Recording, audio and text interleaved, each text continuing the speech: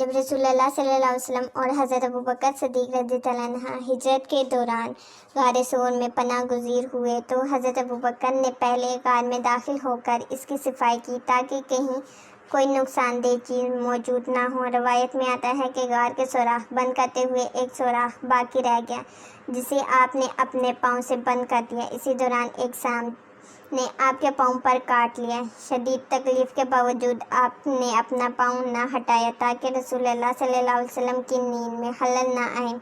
درد کی شدت سے آپ کی آنکھوں سے آنسو نکلے جن کے قطرے نبی کریم صلی اللہ علیہ وسلم کے چہرے مبارک پر گرے تو آپ بیدار ہوئے۔ حضرت ابوبکر صدیق رضی اللہ عنہ نے واقعہ بتایا تو رسول اللہ صلی اللہ علیہ وسلم نے اللہ تعالیٰ سے دعا فرمائی اور اپنے لباب دہن کو زخم پر لگایا جس سے اللہ تعالیٰ کے حکم سے تکلیف دور ہو گئی۔ یہ واقعہ اسلامی روایت میں بہت مشہور ہے لیکن اس کی اسناد میں محدثین نے کلام کیا ہے اور اسے صحیح بخاری یا صحیح مسلم کی ثابت روایت نہیں کہا جاتا۔